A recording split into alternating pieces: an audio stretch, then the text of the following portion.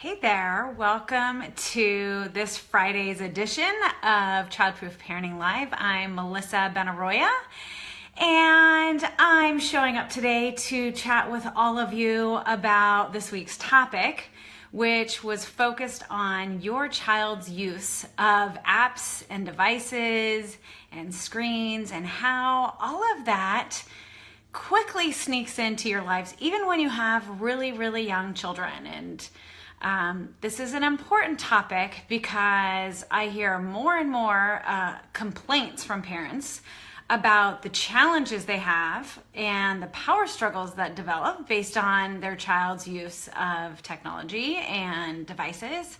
But I think more importantly, what your kids really need. And your kids need time to socialize and be creative and be bored. And unfortunately, devices and screens fill the gaps a lot of times and pushes out the time that your children really need to grow and develop. And I'm not saying that screens and devices are bad things. They can be helpful. They're wonderful tools for learning. But unfortunately, they're used more for entertainment and babysitting in the case of parents with really young kids. And many times that tends to nip parents in the bud.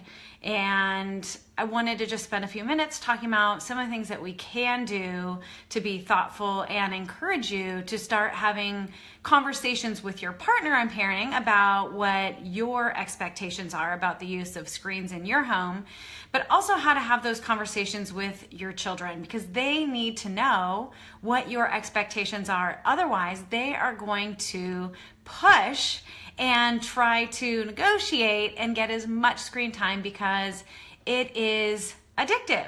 There is a stimulus that gets shot to the brain that encourages them to want to do more. It's not they're just trying to drive you crazy or they love whatever game they're playing. That there's actually science behind the release of dopamine when they're playing online games. So really, really important to be thoughtful about what those rules and limits are in your home. And I think first of all, thinking about and talking about when it's acceptable for them to be used or be present. So some families allow the use of screens, whether it's a game or watching videos or, in the case of social little teenagers, texting and Instagramming and all of those things with friends. So when is it appropriate? When are your kids allowed to use it? And being really clear. For some families, it's not allowed at all during the weekdays and only available on weekends. So letting your kids know when it's appropriate for them to use it.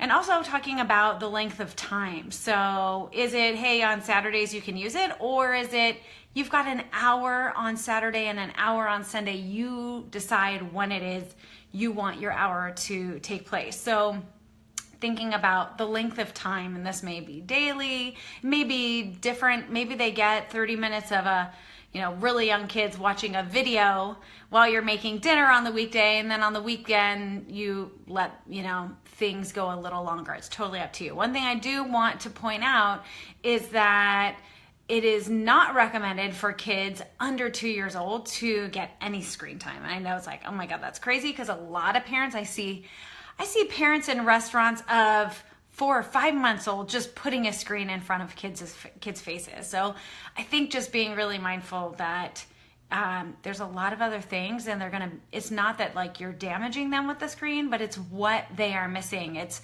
missing being clued into facial cues and being tuned into what's going on in their environment. So there's a lot that kids are missing when they are focused on a screen. So the length of time is also an element to discuss. I think also where they're using technology or using a screen is important as well, because if you have older kids, they're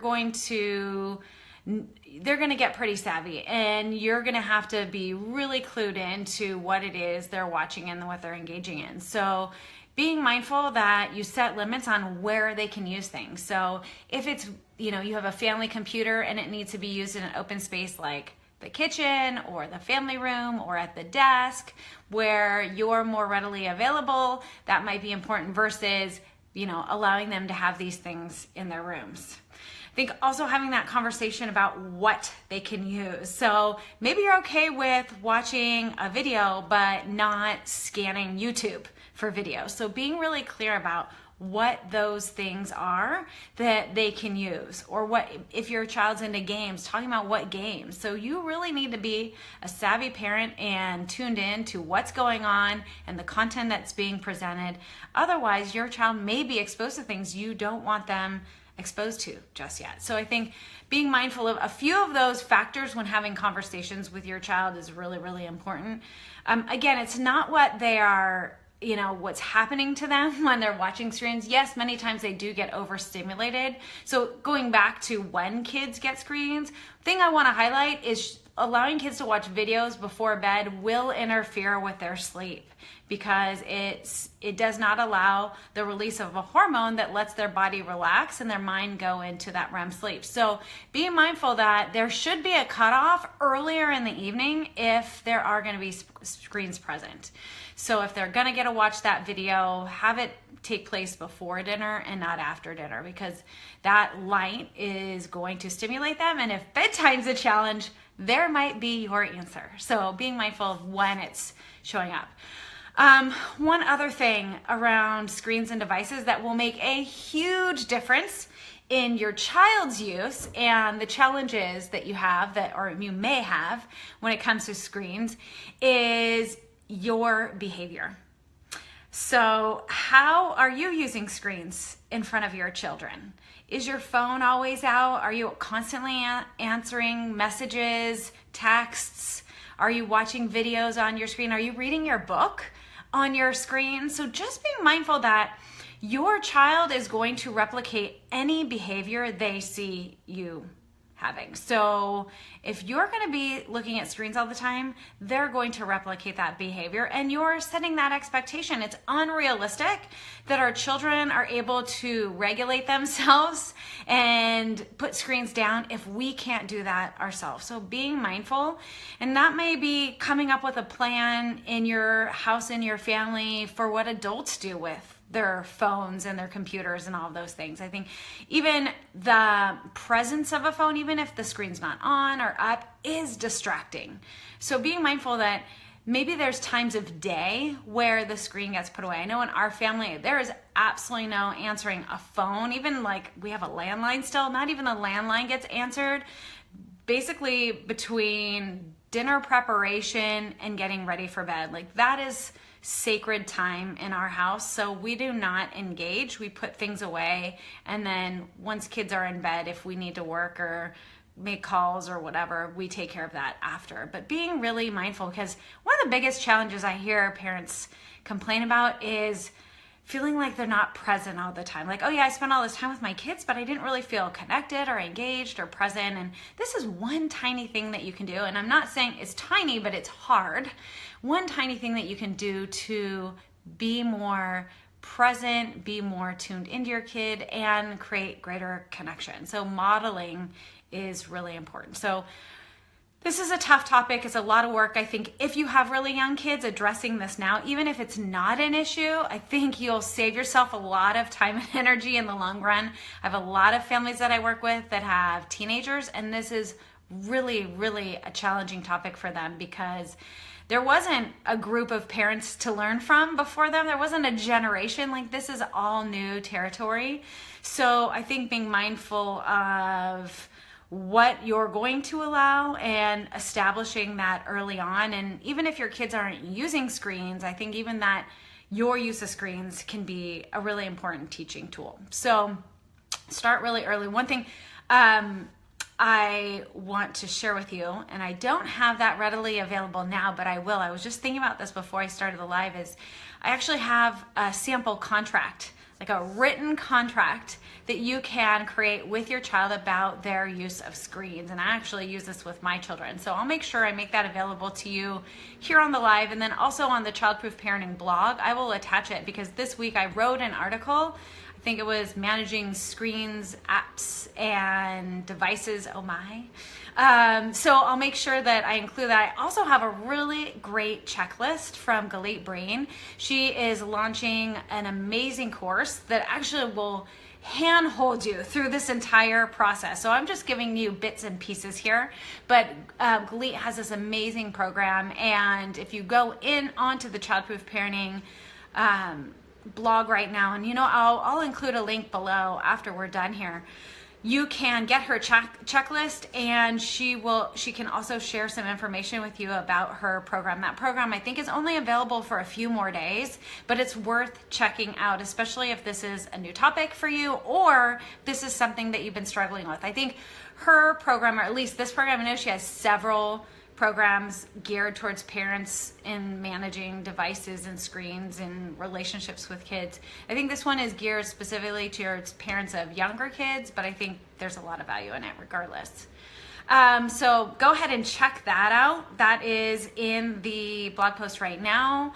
I'm also going to include a link in that blog post as soon as I can get it up there, a copy of a sample contract that you can use. So that way you don't have to come up with this all on your own. So that'll be there. I didn't see any questions come up so far. So if anybody has questions about their specific challenges with their kids, the use of screens in their home, anything that actually you've used that have worked, I love hearing everybody's examples and successes as well. If you're not here with us live, feel free to post it after the live session, because we have lots of people popping in and listening, and there's just so much that we can learn from one another. So it'd be great to hear what all of you are doing in being thoughtful and intentional about your child's use of devices and screens. Since the weekend is coming up, and some of you it's already Saturday because many of you are on the other side of the world, I want to wish you all a happy Mother's Day. I hope you find an opportunity to relax, have fun, do something luxurious, whatever it is that feels good to you. It doesn't necessarily have to be something your family wants to do for you. I am very clear with my family, and this is a tough skill. It's taken me a long time to get there, but just being really clear about what I want to do. And on some Mother's Day, I don't actually spend the day with my family, and that's okay. They appreciate it. They just want to make sure I'm happy. So I'm choosing to spend the day this year with my family, and we're going to go to the movies and go to brunch and do a lot of fun stuff. So I hope all of you have something fun planned. I also want to let you know that as a gift to you this Mother's Day, I wanted to give you all the opportunity to get a discount on the emotion coaching course. So I have been teaching this course live for quite many years, and it's based on all of Dr. John Gottman's work, and I think it's a really great tool that you can start using with kids as early as 2 years old through the teen years. It's really a tool for connecting and problem solving with your kids. And I've got a very short mini course on it, and I'm making it available for 20% off. So I will also include that. I think it's on this page below. I've included the link to get that special discount. It's only available through Saturday until Mother's Day. So if you want to do something nice for yourself, go ahead. If you want to share it with somebody else that you know as a mother, or maybe you missed the boat on getting that gift. I didn't even think about sharing it on Mother's Day until somebody told me, I just bought this for myself as a gift for Mother's Day. I was like, that's awesome. I want to make sure other people have that opportunity as well. So 20% off that course. Check it out. And if you have any questions about devices or about emotion coaching, I'm here to chat with you. All right, everybody, have a fabulous weekend. I hope you relax, enjoy, connect with family, and I will see you all next week. Take care. Bye.